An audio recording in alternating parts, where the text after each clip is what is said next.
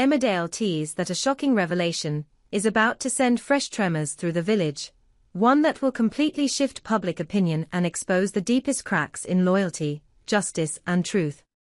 The fallout from the wrenching confrontation between Robert Sugden and John Whitfield still hung thick in the air. Villagers gossiped in hushed tones over pints at the Woolpack. Victoria couldn't look Robert in the eye, and Aaron buried his conflicted emotions behind cold distance.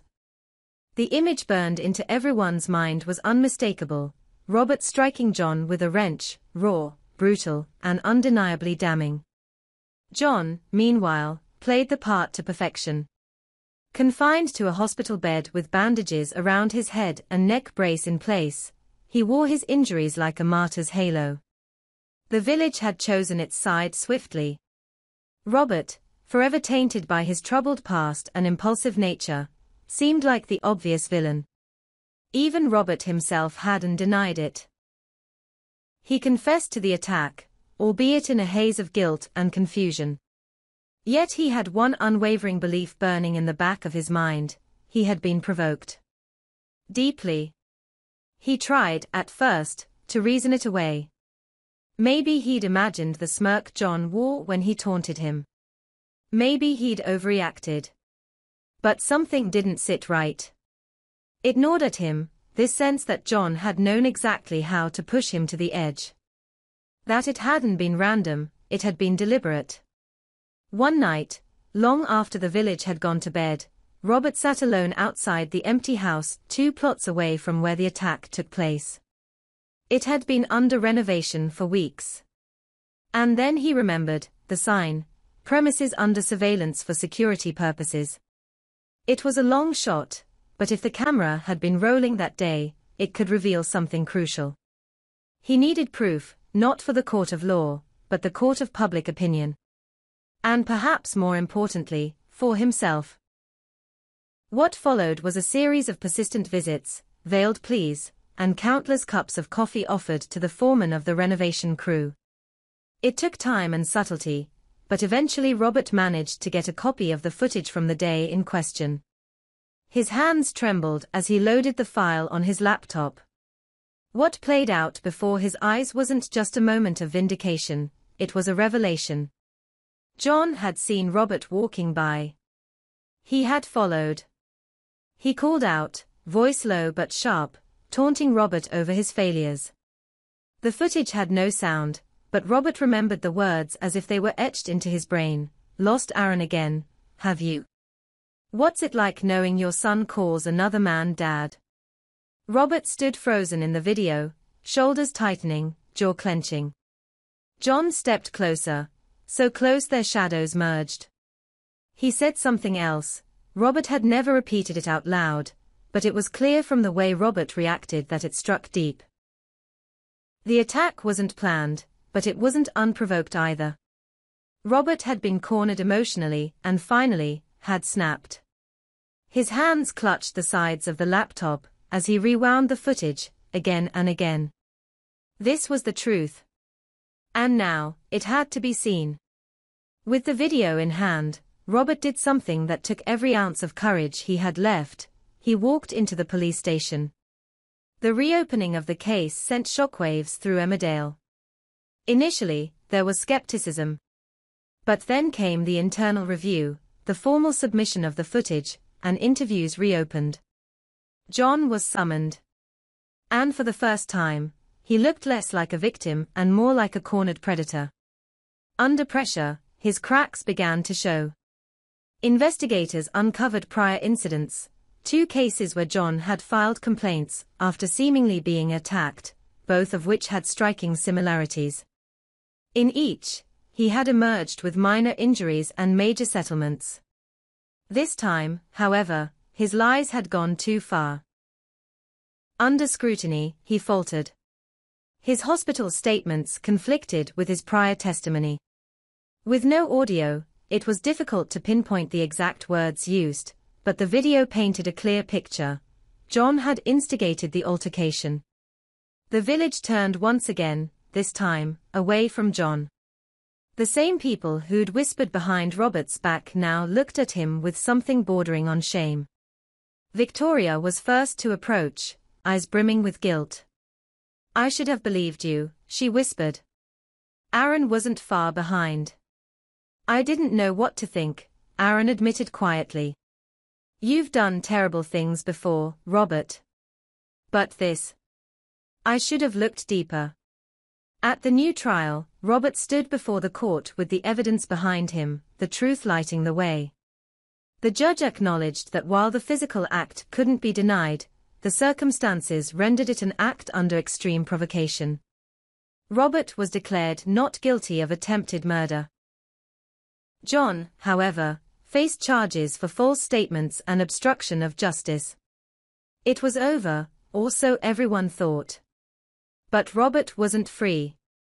Not truly. Vindication hadn't brought peace. He walked through the village, noticing the cautious nods, the gentle efforts at reconciliation. Yet inside, there was a hollow space carved out by betrayal, not just by John, but by everyone who hadn't stood beside him. The people who had known him for years hadn't even paused to question the narrative. One evening, Aaron stood at Robert's doorstep. "Come to the pub with me," he said.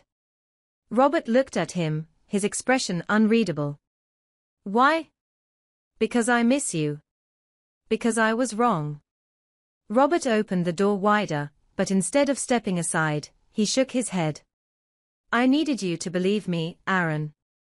Not after the footage. Before. When it mattered." Aaron's mouth opened, closed. "You pushed everyone away for years, Robert. You can't expect." "I know," Robert interrupted. "That's the cruel part. I understand why you didn't believe me. But it doesn't make it hurt less." He closed the door softly. Aaron stood for a long time on the porch, the wind rustling the hedges, carrying away the apology he couldn't quite form. Inside, Robert stood against the door, head bowed, wishing for a different ending. But in Emmerdale, even justice came at a cost. And sometimes, the deepest wounds weren't from betrayal, but from the silence that followed. John's conviction had brought a flicker of closure, but it was far from the end. In the weeks that followed, Emmerdale struggled to return to normality. Whispers still followed Robert Sugden wherever he went, not from doubt anymore, but from unease. The villagers who had so quickly turned on him now offered hesitant greetings, as if uncertain whether forgiveness was theirs to grant. Victoria tried to bridge the gap. She invited Robert to dinner, left warm meals on his porch, texted regularly, but he answered with silence. Her guilt festered beneath the surface, knowing she'd failed him when it mattered most. Aaron, too, attempted olive branches. He'd drop by the scrapyard where Robert worked, pretending it was coincidence. He lingered too long near the Sugden house on walks. But the tension remained unspoken. Robert had built a new wall, stronger than the last, and this time, Aaron feared he didn't have the tools to dismantle it. But Emmerdale had a way of never letting secrets stay buried. Victoria, smart and watchful, began noticing something strange. A man she didn't recognize had been asking about John, someone slick, sharp-dressed, and definitely not local. At first, she thought it was a reporter, but the questions weren't journalistic. They were personal. Probing. She told Aaron, and he told Robert. Reluctantly, Robert agreed to investigate. What they uncovered chilled them. John Whitfield hadn't acted alone. The mystery man, Liam Halford, was a former associate of John's from a past life he'd carefully hidden. A disgraced private investigator, Halford had a record of blackmail, extortion, and evidence manipulation. He'd helped John with similar setups before, cases that had all ended with payouts and destroyed reputations. The camera footage had only scratched the surface. Digging deeper, Robert and Aaron unearthed emails between John and Halford. They detailed how John planned to provoke Robert, manipulate public opinion, and make the attack look entirely one-sided. There was even mention of targeting Aaron, hoping he'd testify emotionally against Robert and permanently sever that bond. The depth of the manipulation infuriated Aaron. "He was playing us both," Aaron said bitterly. "I should have seen it." "We both should have," Robert replied. But there was no anger in his voice, only weariness. Together, they took the evidence to the police. Another investigation opened, one that now reached into the underworld John had concealed for years. Halford fled town, but not before a CCTV image caught his face. An arrest warrant was issued.